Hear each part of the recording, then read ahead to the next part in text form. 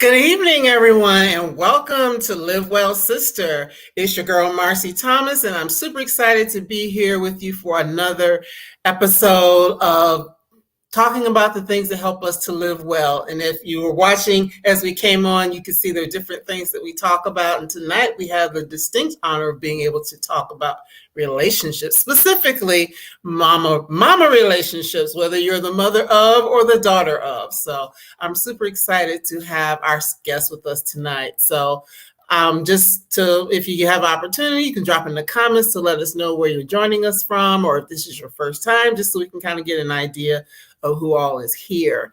I am actually joining you from the outside of Atlanta, so that's where I am, up here or down here in the A, depending on where you're from. So without any further delay, I want to go ahead and introduce our special guest for the evening. We have with us Helena Andrews-Dyer, who is a senior cultural writer at the Washington Post. She is also the author of Reclaiming Her Time and Bitch is the New Black, which was optioned by Shonda Rhimes.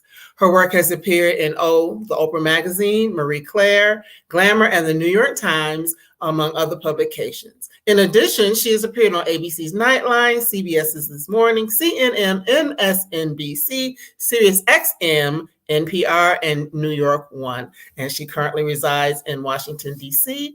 And I'm super excited to talk about the mamas, what I learned about kids, race, and class from moms not like me. So without any further delay, welcome. I'm sorry about that. I got tongue-tied at the end. No, it's a long subtitle. This is why I hate subtitles, but the publishing industry loves subtitles.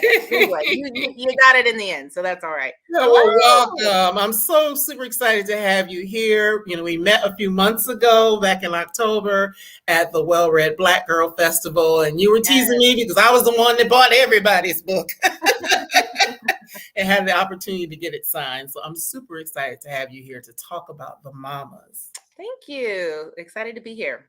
Yeah, so the book actually came out the latter part or the summer of last year. In August, yes. 22, yeah. So still new. It's still a baby. It's still only about 6 months old. Mm-hmm. So what has your journey been in terms of being able to get out and promote and things like that? It's been interesting. So the book came out at the end of August. As you said, I have 2 children. I have 2 small children. So the book came out, and I think it was the first week of school. So I had a lot. Very busy, like most moms are very busy around that time. And I was also finishing another book because I also am sort of like a book doula. I help other people write their books. So I was wrapping up another book. So I didn't have as much time as I would have liked to pour into the launch of my book, but it was still a really great launch. I was on Good Morning America. I was on NPR. My publisher is Crown, which is a division of Penguin Random House. So my publisher is one of the big 5. All my books have been published by one of the big 5 publishers, and they did a really great job of getting the book out there and getting people talking about it. So I've done all the podcasts, all the lives. I've really in DC. One thing that I have truly enjoyed locally, which I want to do more nationally, I just have to get it together, is like small book events. Oh, wow. Like women have just hosted as small as 10 people and as large as like 50 people at their homes, a little brunch. And we just talk about the book, the themes of the book, motherhood, parenthood, gentrification, school choice, you know, being part of the sandwich generation, all of the things that come with, I think, this phase of adulthood, right? My first book, which you mentioned, Bitches and New Black, was about being like a new adult, right? I was like 28 and thought, like, what is this? And like, little did I know, right? A dozen years later, in a whole nother phase of adulthood, womanhood, motherhood, wifehood, all of those things, and wanted to write about that. So it's been a great launch. I've gotten, you know, when my first book came out, there was no, like, Twitter was new, kind of, Right. you know, like it's so different now than it was then. And I love being in person. I love virtual events, and that's amazing, and it can reach so many people, but I also love in-person stuff, so I want to do more of that. But it's so different now because I get like DMs from people who've been like, oh my Right. God, I read your book and loved it, or, you know, Facebook messaging. And that wasn't the case when my first book came out. You know, you just kind of read your Amazon reviews, or if you are a sadist, you'd go on Goodreads, right? People who like my work can like reach out to me directly, and that's been really heartwarming. I love that. That's funny, though. Because things were definitely different back in the day when you would write a book. So, well, what was it that prompted you to write The Mamas? A lot prompted me to write The Mama. So I consider myself, I'm a journalist. I'm a trained journalist. I've been in the business 20 years. But I also consider myself a memoirist, right? My first book, Bitches New Black, was a memoir. And my second book, Reclaiming Her Time, was a biography, but, you know, we were writing about someone's life. Myself and my co-author are Eric Thomas, who is also a memoirist and a playwright.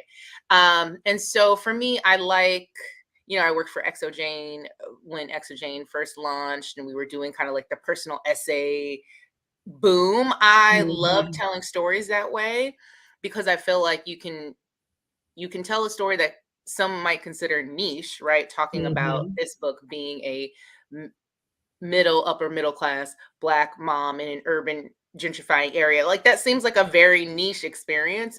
And yet the themes are very universal. Absolutely. They're incredibly universal. So I think for me as a journalist, as a memoirist, when things are happening in my life, I'm always looking and thinking, oh, this is more, you know? So when I'm in the baby music class singing songs to my 7th-week-old, thinking somehow this is going to like help her brain, I'm also like up here looking down at myself like, this is ridiculous, you know, like I'm in it, but then I'm also like, this is crazy. And I know that there are other mothers going through this same sort of outer body experience. So for me, as soon as when I had my first daughter in 17, I kept thinking to myself, like, this experience, one, I had never read anything about it from a Black woman's perspective, right? There is a motherhood memoir genre, if you will, even though it's just memoir. We don't have to put motherhood in front of it, but fine.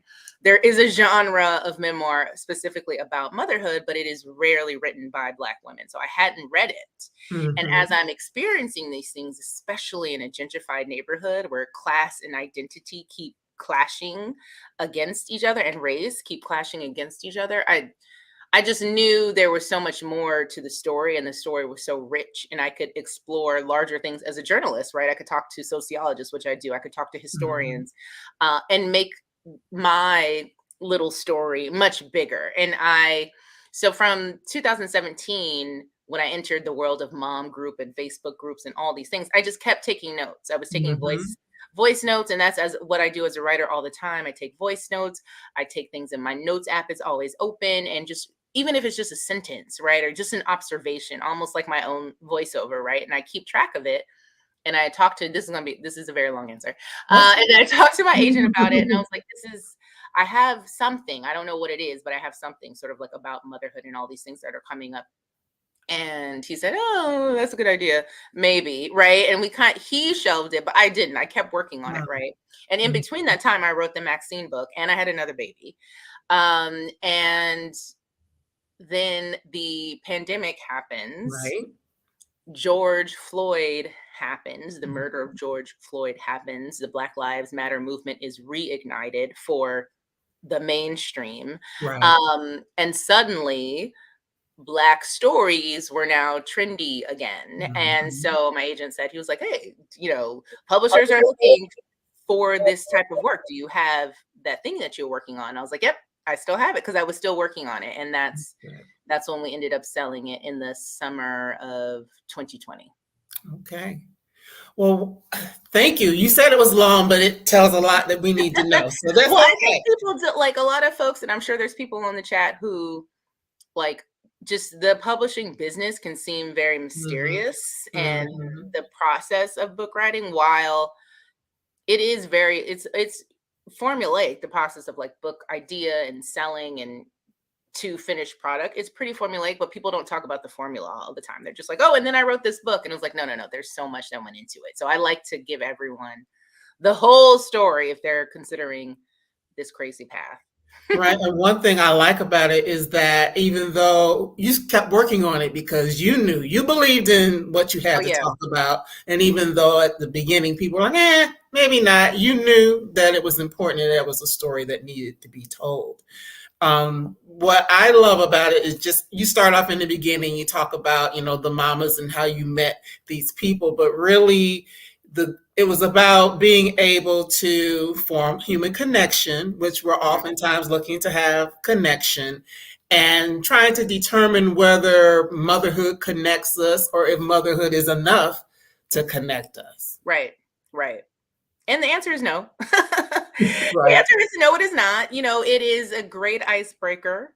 And I think especially in new motherhood, in the new mom group world, because it is like a universe in and of itself, you are incredibly vulnerable with each other, like immediately. You go to a Mhm. new moms group and people got their boobies out. They got the boobies out. They're talking about their perhaps harrowing birth stories and their vaginas. And, like we're talking about deep stuff like right away, because honestly, you need people who is like, do you know this crazy thing happened to me? Like, Right.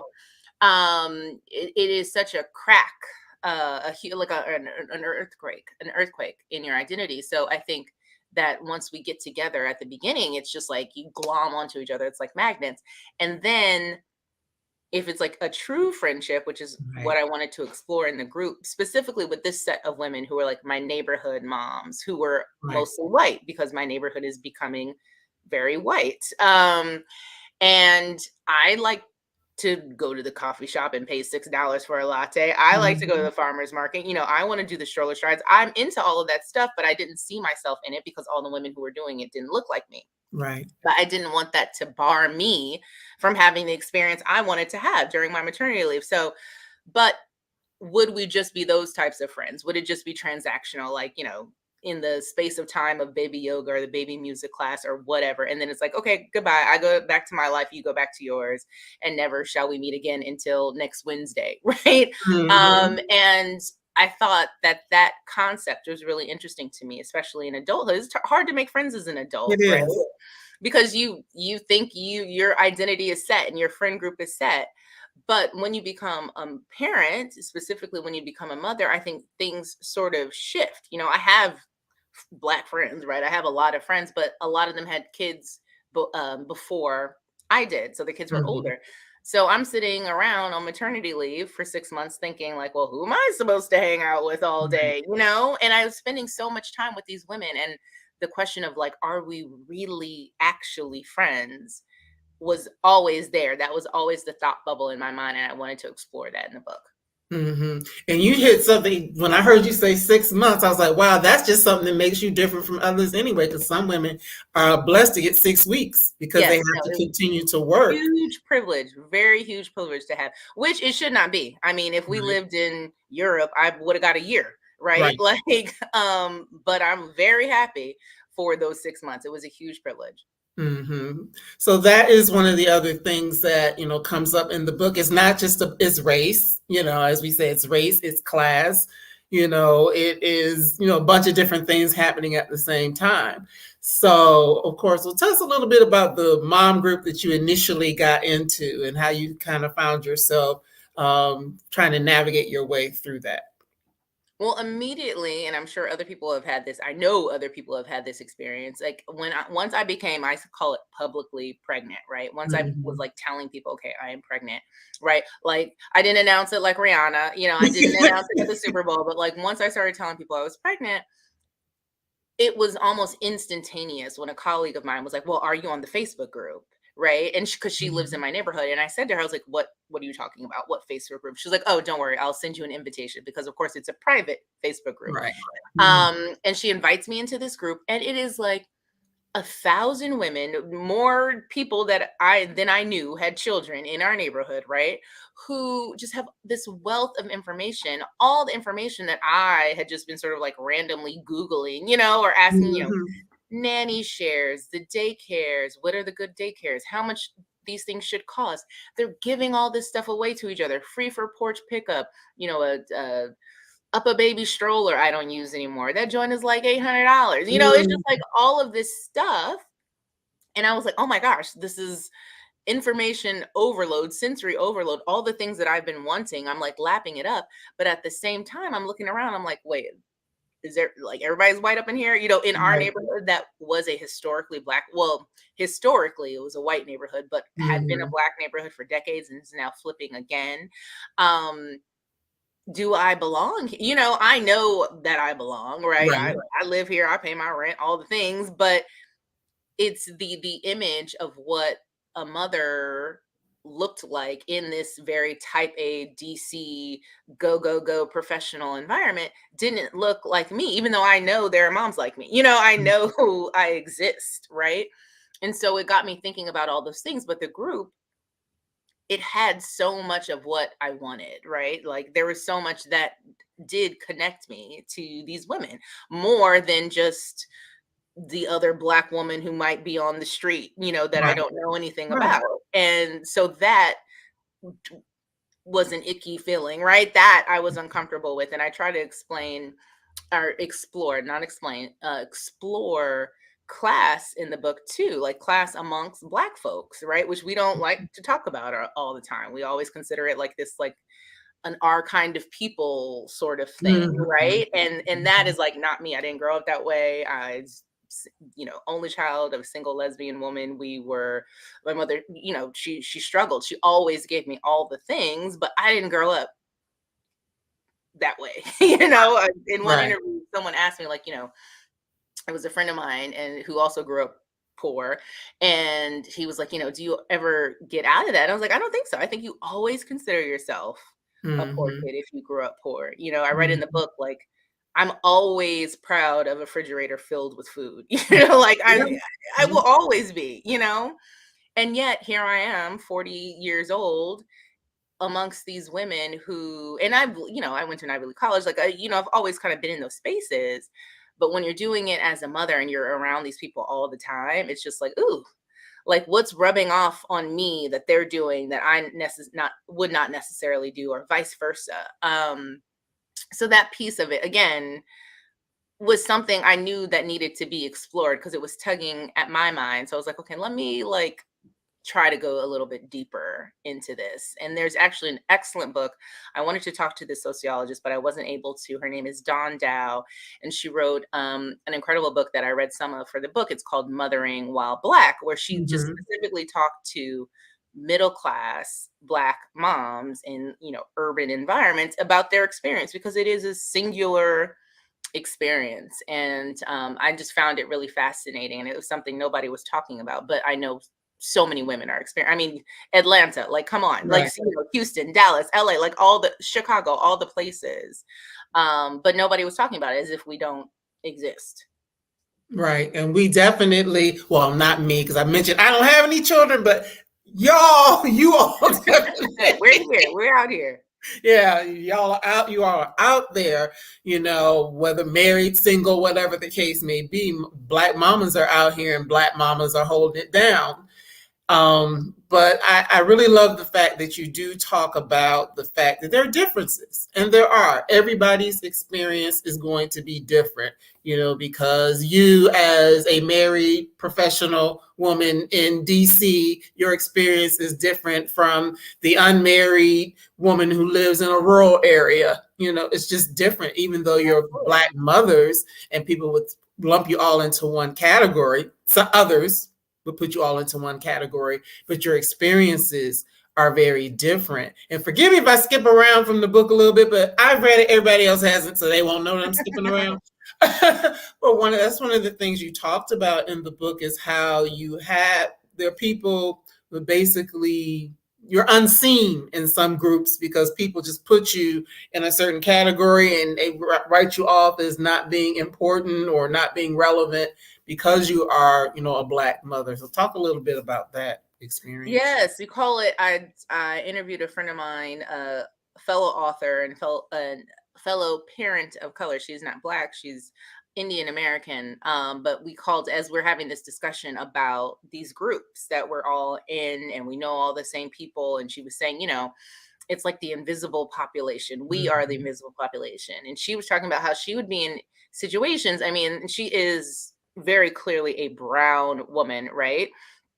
But she would be in situations where folks would talk about people of color, or talk about, public school debates and all that kind of stuff. And we're like, well, all these other people, and they would like say it to her as if she was like, I'm here, hello, and it was like, well, you're not that type, it's just like, so it was like, people are still saying that, people are still thinking that in their heads.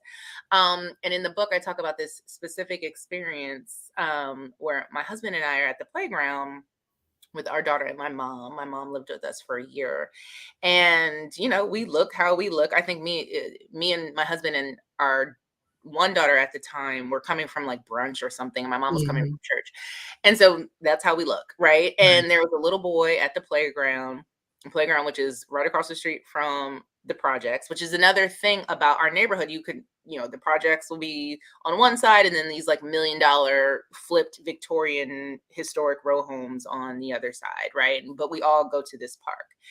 And there was a little boy there, and he was unaccompanied, I should say, and was just like acting up. And we were the only Black people there.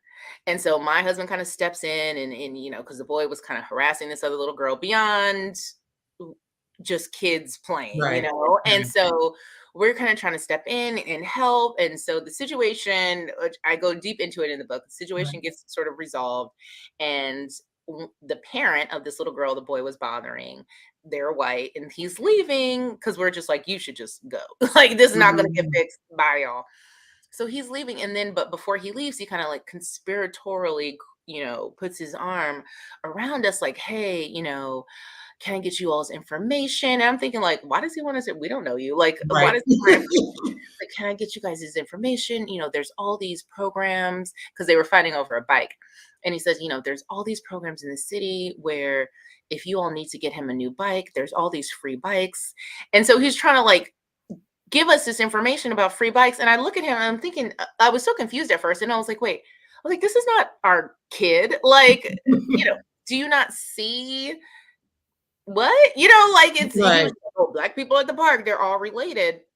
But in that moment, I as I was writing about it, in that moment, I was just like so indignant. Like, how could he think that this child is mine? But at the same time, like, any Black child that is in arm's length of me is my child. I come from that sort of upbringing, right? So I'm like, yeah, that's our child. We're going to make sure the kid is okay.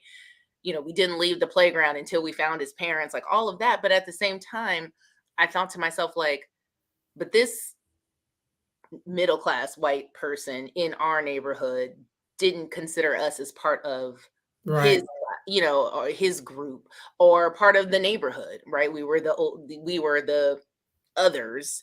And it was just this weird icky mix of class and race coming together. And I just thought, like, but I don't want to be in his group anyway, like, it was this whole weird thing. And at that playground specifically, and later in the book, I talk about a whole nother situation, which is only amongst Black folks.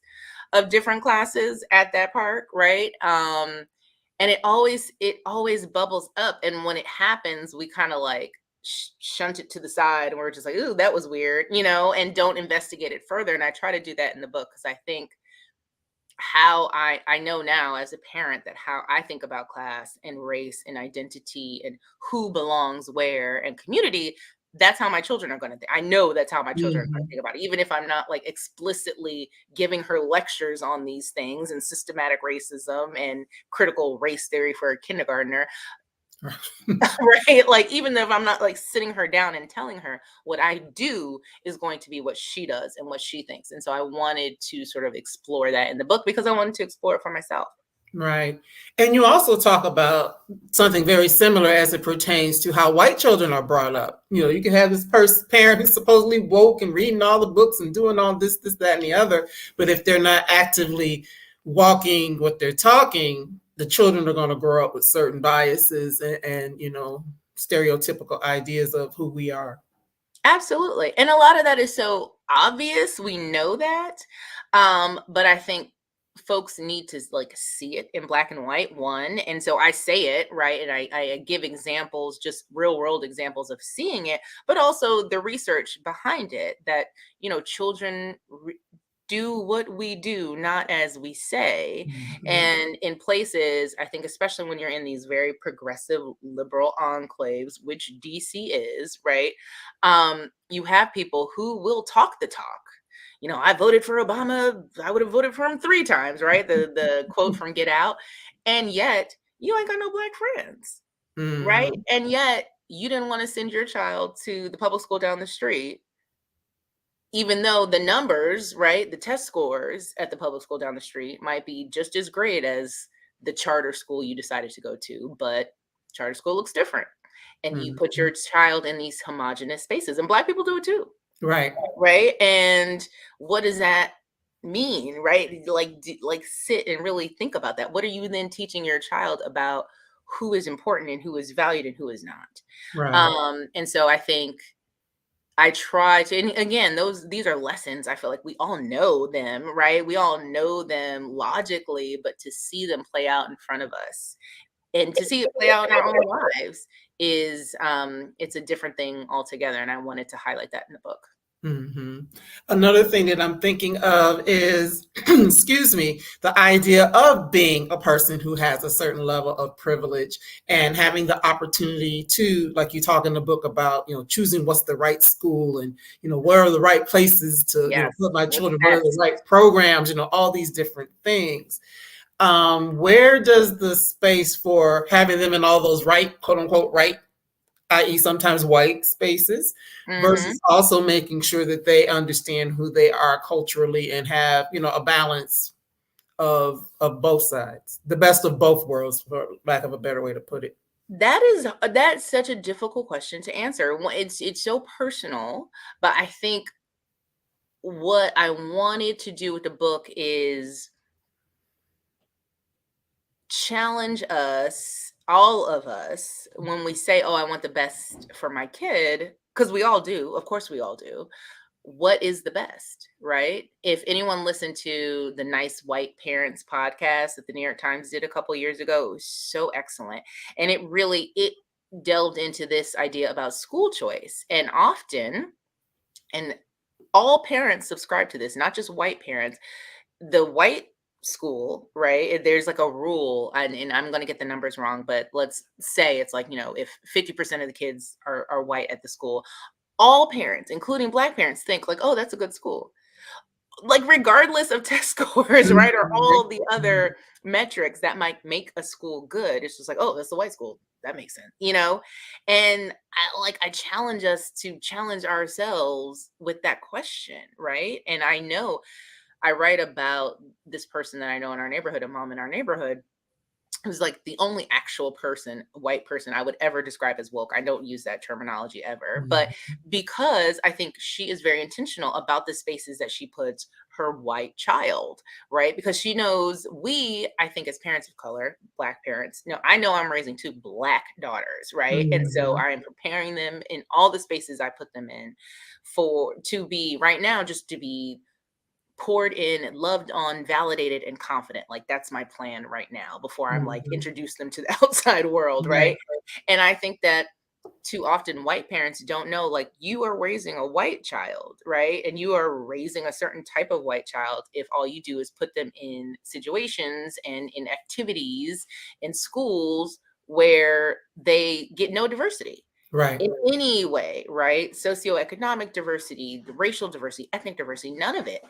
And you're teaching that child something, and that child becomes an adult, right? And that child becomes an adult that then interacts with my child at some point. And if we're going to fix all of this, it is not up to me, right? It is up to other parents, and it is up to them to challenge themselves about what is best and what best looks like and what that means. And for me too, and I talk to Black parents about it, especially when it comes to the public school, charter school, private school debate, because folks are like, yes, of course I support public schools, but at the same time, they're like, but I don't want my child to be the experiment. But I don't want my child to go. And everyone thinks that way, right? And it's, of course they do, right? That is not, I don't, it's not, the memoir isn't about, I never think memoir in general is about you like pointing the finger, like, look at what all these other people do. It's about spotlighting your foibles and peeling back the layers to make this larger point. But I think, again, I challenge myself on that. Like I recently did a parent talk and someone asked me about it. I was like, during the summer, I was like intentional about the day camps, because that's a whole nother world, right? The summer camp world. And you can do the hundreds of dollars a week private school summer camp where they're swimming and horseback riding and all the things, right? Which sounds great. And I ain't got it, so I'm not gonna do it anyway. But I get it. But at the same time, I'm like, but there's this community center, a smooth 15 minutes away in the other direction from my neighborhood, right? The direction a lot of people don't go, where they had this the cutest little dance cheer camp I've ever seen in my life. And it was the blackest thing I've ever seen. And my daughter had a great time, and it's just like, but we don't even look at that because we think, oh, we've graduated out of that. Why do we need to do that? And by we, I mean like bougie Black people. So some bougie Black people. So I think for me, it's like always questioning myself, right? Because you're parenting with all your own baggage. You're parenting with all, what you were taught and what you're trying to grow out of and what you're trying to either, take from your childhood that was great that you want to teach your kids, and the stuff that you're like, absolutely not. Right. But I'm always kind of trying to challenge myself on that and why I'm making the decisions that I'm making to hopefully create this confident and, carefree child person. And it's, it's a tall order, and I think it requires us to challenge a lot of our preconceived notions about what is good and what is best. Right. Absolutely. Because, as I mentioned, I'm not a parent, but my thought is, we need some of both, because one of the things that, I love to read and I love to learn new things and explore and go to museums and all those kinds of things. And as an adult, there are a lot of things that I'm learning that I didn't learn coming up, and it wasn't so much because my parents didn't know about it. Well, could have been some of that, and some of it things just weren't available. Yeah. And I just think that the young child, specifically, I'm going to say a Black child, when they can see opportunity, when they can see that people who look like them are doing certain things or exploring certain things, they don't have to grow up feeling like, oh, I can't, or, oh, that's just for white people, or, some of these things that we learn or that we're taught, or others will say, and we believe it until we can see something different. Absolutely. My goal is for there never to be a place, space, occupation, country, nothing that my daughters ever think like, oh, I can't, or, oh, that's not for me. Every single thing is for you. Every single thing. That's so important. Well, I want to ask you, I want to talk to you about moms, because you mentioned in the book, and like a lot of people are, they're in that sandwich generation. You have your children that you're raising. Like, woo! Then you also have parents that you have to be caregivers for and, assist them in a lot of different ways. Just tell us a little bit about that part of your journey. Woo, still in it, still in that part of my journey. Yeah, I first wrote about my mom in my first book, Bitches the New Black. My mom is an out and proud lesbian woman, hippie, like pot smoking, just all of the things. Mm-hmm. Very intentional about her parenting, very much wanted a child when I came around, and I was clear on that my entire childhood, that I was wanted and she was pouring into me and all of these things. Um, but she walks her own path. She walks to the beat of her own drum. And I think shifted for me, our relationship shifted. One, when I had children, I think that happens for everybody. And then Mm-hmm. I reevaluated some of the things that happened when I was a kid. I was like, that was dangerous. But and beyond that, um, right after I got married, and this is before I had my first daughter, my mom got gravely ill. Like, she was in the hospital for almost 4 months. She was in the ICU for half that time. Like, she got sick, and I had to take, I'm from Los Angeles originally. I had to take FMLA, which thankfully I had, Right. for 3 months to go and take care of her in the hospital. My husband stayed here, and I essentially like moved to Los Angeles.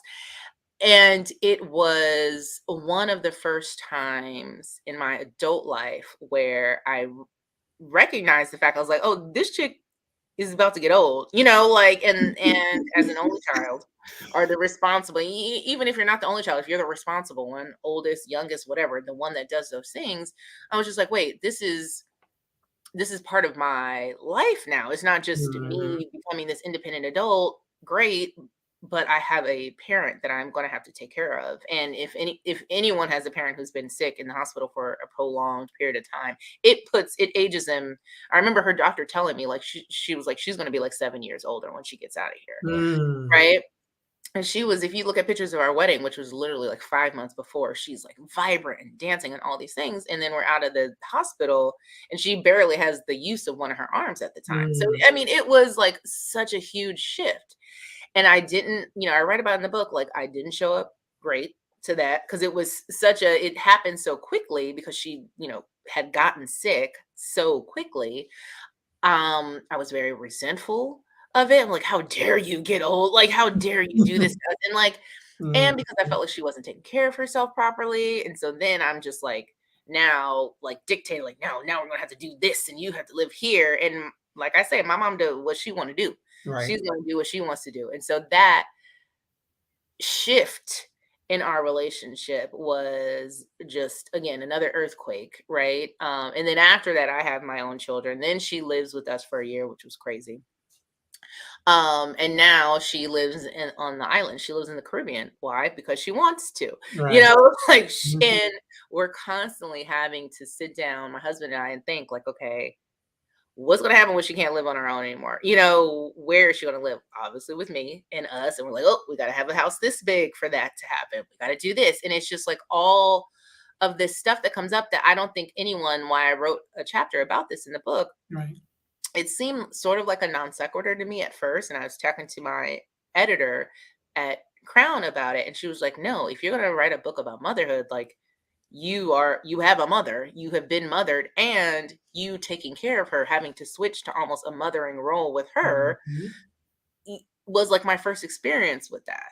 And Mhm. so, and I know so many other people, again, it's my very niche experience, but it's so universal, because if you have a parent, if you have the great privilege of having a parent who's still alive, um, you will have to take care of them. Like, someone's going to Right. have to take care of them someday, right? And I think, especially in communities of color, we are not the put them in the home type Right. folk, Yeah, right? by That and is large. that is Mhm. not it. And I write about that in a book. In the book, my grandmother took care of my great grandmother till the day she died. Like, she Mhm. built an extra room and, you know, disability accessible bathroom onto her home, because she was like, that's my mom. I'm gonna take care of my mama. Like, Right. that's it. right? And then my aunt stepped in and my mom stepped in and took care of my grandmother until the day she died. They both died in the same house, like that is just how my family does it. And I know everyone I know does it that way. And so I think you don't see it coming until it comes. It's almost like all of a Mhm. sudden you turn around, I was like, oh no, my parent is old. Like not like the fake old that we thought. Like Right. I'm 42. I remember when my mom turned 40. I was like, oh, Right. so old. Like, no, You're like, no. that ain't it. That ain't it. Wait till she's 70. Wait till she's 80. Wait till she's 90. Mhm. And so yeah, I really wanted to explore that in the book because I think it is a situation and a relationship shift that is so deep, especially between mother and daughter. And we're still trying to figure it out. Mhm. We have not figured it out. We're still trying to figure it out. But it was really important for me to kind of like explore that in the book because again, everybody is going through it. Most people I know are going through it. Right. And I did not feel that it was out of place, which is why I brought it up. But, in there, and I didn't write down the whole quote, but I'm familiar with the first part, the quote from In Search of Our Mother's Gardens, we Hmm. find our own. But then there was another part you added to that, basically saying that we know their names, but we don't know their stories, or something to that Yeah. effect. Yeah. And I'm going to forget the quote too, but it's an Alice Walker quote. They're always saying to know ourselves is to know, our mother. And but the next piece of it is like, but do we essentially asking the question, but do we really know them? Right. We Right. might know their names and we need to, but do we really know who they are? And I think a lot of us don't because, Mhm. what is the Bible quote?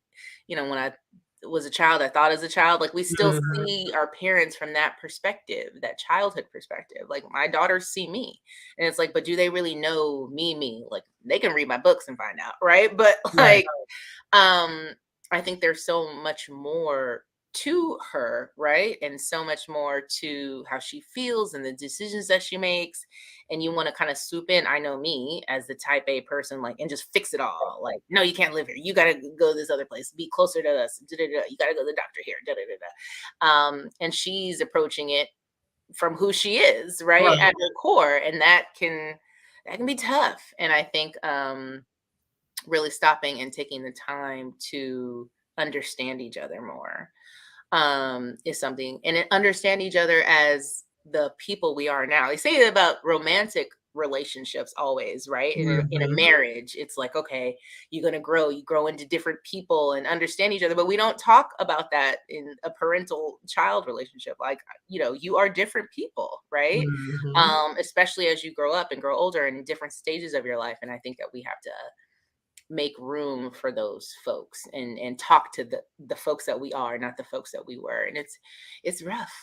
Yeah, It's rough. and it also, I don't know, something that my mother and I had this conversation not too long ago about sometimes when you start looking at the other generations and the way that they react or respond to you and the things that are happening in your lives, there might be a little jealousy or envy or, just certain things that come up from them that you're like, oh, I didn't know you feel that way, or I'm surprised you feel that way, but it's because things were so different.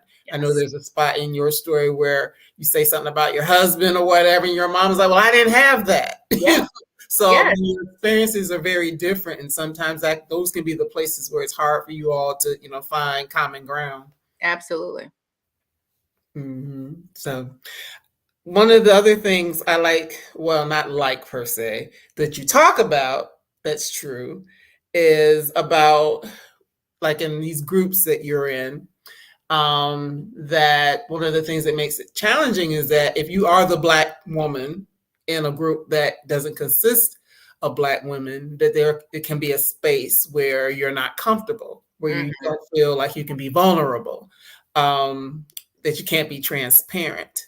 Um, and what I wrote down, well, you said we can't relax. And what I wrote down, that you didn't say it specifically, but how I read it was inherited trauma from things that Mm. went on with people before us, and even that might not have happened to us. There are things that we know historically have occurred that make us uncomfortable in certain spaces. Yes. Absolutely. Absolutely. I read in the book, that all of that, right, being Black in America, swims around in our bones constantly, right? And so while I have never been asked to move to the back of a bus, or, I've never had like blatantly racist things happen to my face that I've had to fight against, I still have that swimming around in me. Those experiences, I think, are in my DNA. So I never fully trust white people, right? I think that that's something that we just don't want to, we know amongst ourselves that that's the case, right? It's not something that's we talk about in mixed company. It's not a Right. polite thing to talk about in mixed company. But the trust factor is almost non-existent, because it's like, when should I have trusted you in the history of Black white relations in America? Never. And Mhm. so I think there's always a wall that we put up as people of color, as Black women, around white women, because we're like, well, I can let you in, but if I let you in too much, you're gonna say something dumb. It's called the racial trapdoor, which is a term that I think Wesley Morris of the New York Times first coined. It's like, you're in an interracial friendship, and you think it's going swimmingly, and we're all together, we know each other as who we are.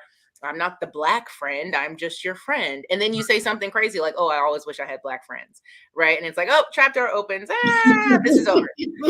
And I think that all of us are kind of like waiting for that. You're bracing yourself for it, and if you are, you can't truly be vulnerable, you can't truly be carefree around these people, and it takes a lot of time. And I wrote about that, because I think that white women don't realize that at all. Right. Like, they don't understand that. So they're just thinking like, yes, we're buddies, we're all moms, like, let's all be in the trenches together. And it's Mhm. just like, yeah, that's great, but like, I'm going to keep you here, Mhm. until I have decided to let you slowly in. And I think that they look at that, and that's what they can interpret as attitude, or standoffishness, or whatever.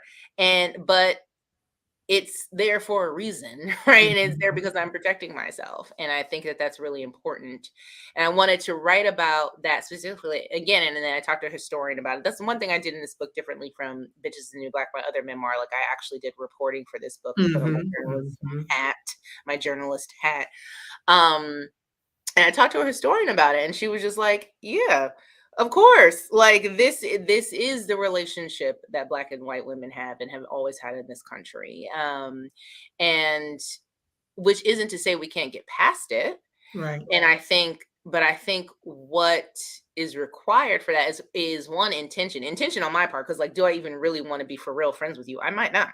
But if I do, you have to know it's going to take me a long time to get to a certain point, and have the patience, right, to get there, and to be uncomfortable, to get into, because you'll find, and I think, and I talk about this in the book, where we had some uncomfortable moments. You had some Mhm. uncomfortable moments in these parent groups all over the country, especially after the murder of George Floyd and the reigniting of the Black Lives Matter movement, where in these parenting groups, moms of color and Black moms wanted to talk about race, because I Right. can never divorce parenting from my race, the race from parenting. Like, that is, we're Black in here. I'm raising Black daughters. Like, it's just, it is the thread throughout our lives. Mhm. And they wanted to talk about it. But these larger parenting groups, the white people are like, oh, we didn't come here for that. Like, oh, I came to talk about wake times and, diaper cream and whatever.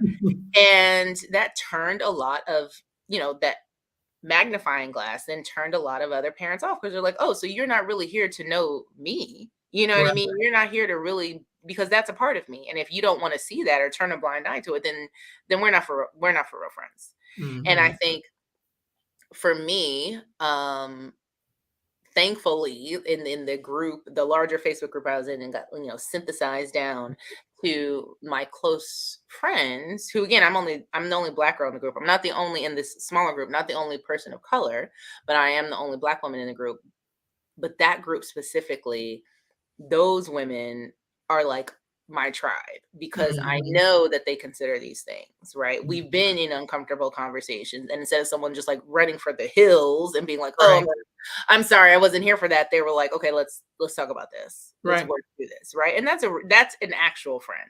It's not like a park friend, or playground Mhm. friend. That is an actual friend, and I wanted to make it clear in the book that that is what, if you are reaching towards that, that's what it takes.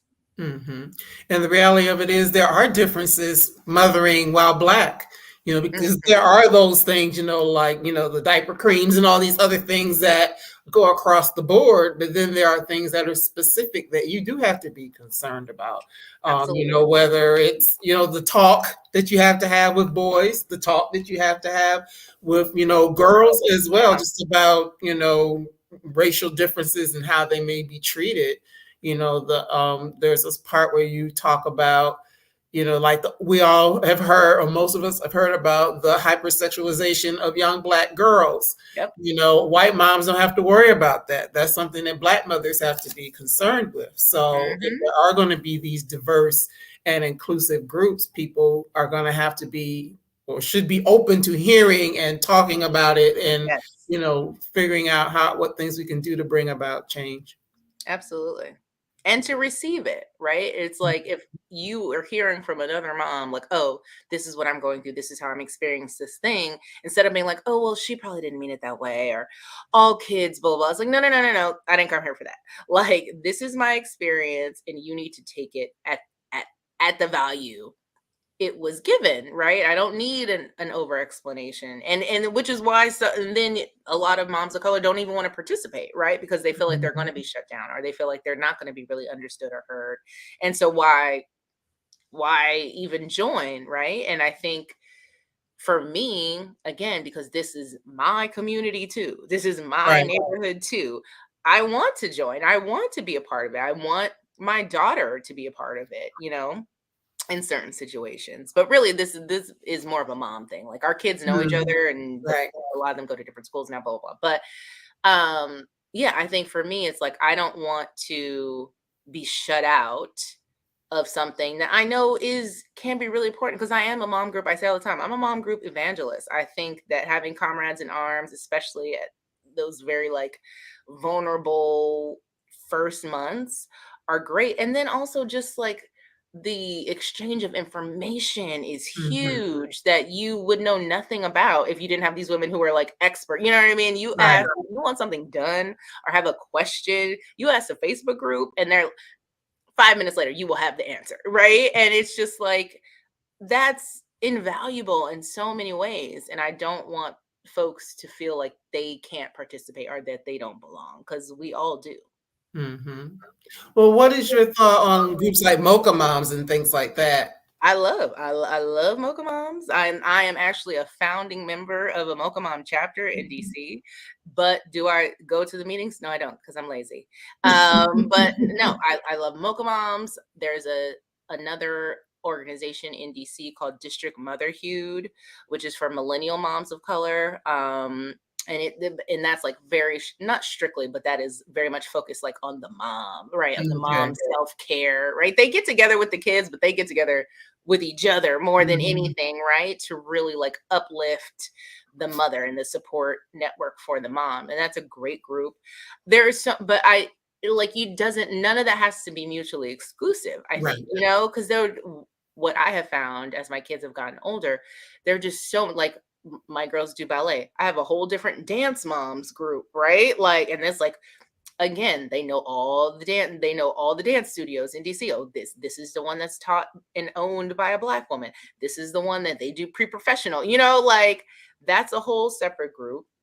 Then you have your group at school, right? Because now my kids are at like a real school, so now you have the school moms and the PTO people. Like there's so many different ones working. I have Mhm. every WhatsApp group you could possibly imagine. um and they all provide something different that Mhm. is being a parent, right, in the 21st century is busy, busy, busy. And I think that they help me organize all of the craziness that's coming at me. And then I don't feel crazy because I know that there are other people going through this. I don't feel like the only one who's like overwhelmed and harried because I know so many other women who are, and they're supportive, and we're supportive of each other. So like I say, I'm a mom group evangelist. Mhm. I have a question. Do you have because actually our time is almost up, believe it or not. I have a question for those moms who may not have access to a group or maybe feel like they don't have time for a group. Do you have any suggestions for those women? Because I can think of some of my mom friends who've never been in a group per Mhm. se. So do you have any thoughts or suggestions for women who may not find themselves in a group for one reason or another? I feel like first the easiest entry is like an online group, right? Is in almost every neighborhood. If you search it on Facebook, almost every neighborhood has some kind of like Facebook parent group or listserv. Like that's, I think, like the easiest mode of entry, right? Again, there's Mocha Moms all over the place. District Motherhood is only here. Um, and then beyond that, what I have found, and if you can't, like, if none of that is available to you, I think like one of my closest, and I call her a mom friend, but she's just a friend now. One of my closest friends was a woman I met on the street. Like I literally, I think we still had a dog at the time. I was walking my dog. I didn't even have the baby with me, but she is a Black mom who lived in our neighborhood, which at the time was very rare. There's more of us now, but at the time it was rare to see one. And I saw her, she was wearing like, one of those wraps with the baby, walking her dog. And I stopped her. And again, it's just like we forget in this day and age about actual human interaction, Right. right? And so like I stopped her on the street and I said, I was like, I was like, do you live in the neighborhood? And she was like, yeah, I live right over here, 2 blocks from where I live, but I had never met her before. And I was like, well, I was like, are you on the Facebook group? And she was like, no, I'm not really on Facebook. And I was like, well, there's baby yoga on Fridays because I see you have a baby. And she was like, oh, I would love to. Gave me her email address. She is my kids call her auntie. Our daughters are in kindergarten together. They dressed up together for twin day. They are besties. Like, and I met her when her daughter was maybe 5 weeks old. And literally, it was just me being like, give me your email address. Right. Like, it was a Right. little aggressive, but it worked out. And I think that's the first thing. Like, when you see someone, instead of being like, just in your head, like, oh, I wish I could be friends with her, or Mhm. I wish I could talk to her. And some people have that anxiety. I have it sometimes too, but just push through it if you can.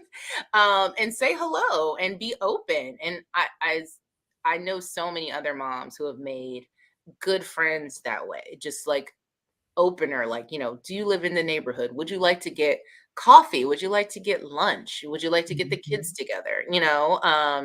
And I think you'd be surprised by how many people they're waiting for that invitation. Just like you're waiting for the invitation, they're waiting for, somebody has to start, right? Someone has to make the first move. And I think we're like thirsty for that type of interaction.